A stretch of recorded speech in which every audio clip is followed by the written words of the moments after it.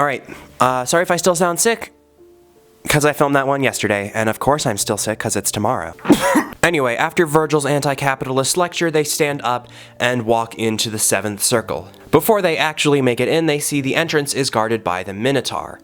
It notices them and begins to thrash about and bite at its own flesh in rage. Virgil gets its attention and starts making fun of it, calling it names, to which it becomes even angrier. Virgil uses this opportunity to sneak past it while it is not paying attention. And with that, they have entered into the 7th circle, which is a large circle made up of 3 smaller circles. The first circle of the first ring, really is what it's called, of the 7th circle is violence against neighbors. The word neighbor in this context just means anyone that you were close to in life, not literally the people next door. They are greeted with the sight of a winding river of blood, and along its shores run countless centaurs. 3 centaurs approach with their bows drawn, demanding to know who they are and what they are doing here.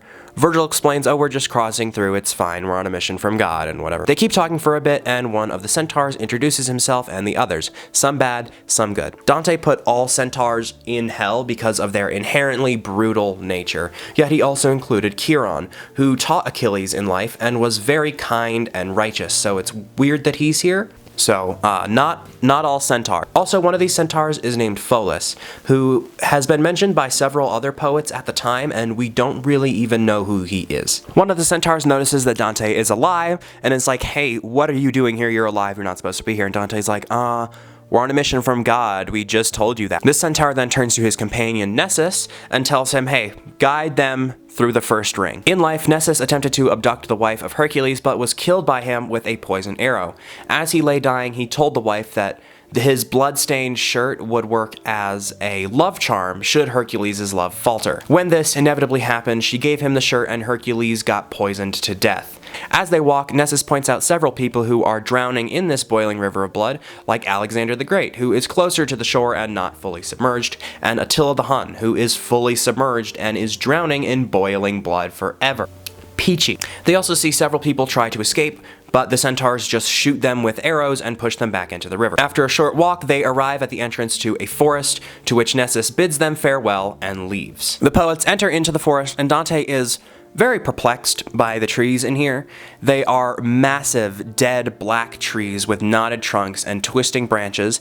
The end of each is on fire. Upon these wicked branches sit the Harpies. Harpies are characters from Greek mythology. They are half bird, half woman, and they are particularly grotesque looking. They have huge claws and enormous wings, and are known to be unnaturally ravenous at all times, and will eat anything. Dante turns to Virgil and is like, hey, what's with the trees?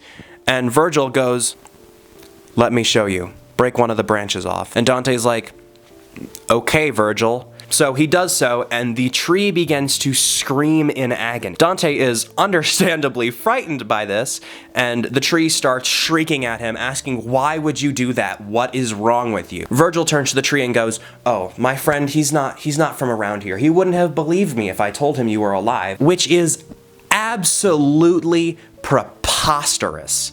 Dante is currently walking through literal hell and has seen some of the most horrifying things anyone could imagine, but Virgil was like, he wouldn't believe me if I told him the trees were alive. That's too far. Virgil, now ignoring the screaming tree, turns to Dante and explains that this forest is the place where people who committed suicide go. They are forever stuck here as a tree with their body hanging from it. They grow this fruit which the Harpies pick and eat, and the whole process is excruciatingly painful. Dante asks the tree who he was in life, and the only details that the tree gives him is, I was a nobleman in life and I was accused of treason, so I was arrested and tortured for it, so I killed myself to escape the torture. Which seems like a pretty valid reason. I don't think you should go to hell for that, but okay, Dante. The poets begin to leave, but are nearly hit head-on by a naked man sprinting past them, greyhounds chasing close behind. This man panics and jumps into a nearby bush to hide, to which the bush starts screaming in anguish while the dogs catch up to him and tear the man limb from limb, destroying the bush in the process. The dogs leave, and the poets walk over to the bush, who is still screaming. What have you gained in making me your screen? What part had I in the foul life you led? It cries. Dante, ignoring that this human bush thing has just been eviscerated, asks who he was in life. The bush refuses to answer and only says that he was from Florence and killed himself when Tortilla invaded. It is written as Attila in the book, not Tortilla. Dante mixed his historical figures up again. Dante pities the man only because he is from Florence, so he gathers the leaves and branches and whatever and just kind of puts them in a pile on top of whatever is left of the bush. So that was weird. Yeah, here's your arms and fingers and organs. They exit the forest and behold a great plain of sand with a waterfall of boiling blood in the distance. Across the plain walk countless souls, including many notable army generals. I'm gonna read an excerpt from the text real quick just so you can get an idea that the entire book is written like this. O endless wrath of God, how utterly thou shouldst become a terror to all men who read the frightful truths revealed to me. Enormous herds of naked souls I saw, lamenting till their eyes were burned of tears. They seemed condemned by an unequal law, for some were stretched supine upon the ground, some squatted with their arms about themselves, and others without pause roamed round and round. The entire book is written like this in this 3-line stanza interlocking rhyme scheme thing that we talked about earlier, so you know, reading 450 pages of this was not the easiest. As the text mentions, there are a lot more souls that are walking around than those lying down, but the ones lying down are the ones screaming louder. Flakes of fire rain from the sky onto the sand, causing it to become scaldingly hot. The story reveals that those who are lying on the ground are the blasphemers, the ones walking around are the sodomites, and the ones crouching are the usurers. A usurer is someone who loans money with unreasonably high interest rates or charges exorbitant prices for goods. We're going to make a quick pit stop and talk about sodomites for a second. Sodomite could mean a lot of things in this context.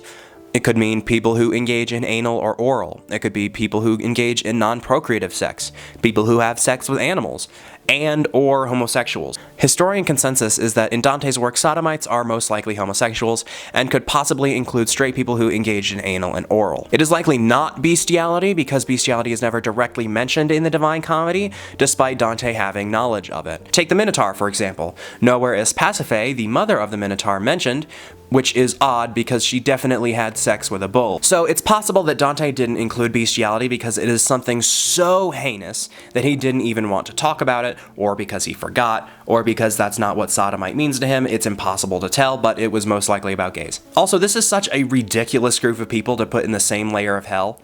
Murderers, suicide victims, gay people, centaurs, and landlords. Dante points to one of these people and asks Virgil who it is, and before Virgil can even answer, the man begins to speak. He reveals that he is Capaneus, and goes on to talk about how his comrades were weak while blaspheming God the whole time. Capaneus was one of the 7 kings who attacked Thebes, and he later defied Jupiter and was killed by a thunderbolt. Virgil tells him that he is insolent and that the only thing that could ever outshine his pride is his rage. It should also be noted that Capaneus is described as kind of just sitting there pretending to not be in pain while he is essentially being pan-fried, as he is so prideful and spiteful that even in hell he still blasphemes God by scoffing at his punishment. With that, the poets, as always, just walk away towards the 8th circle.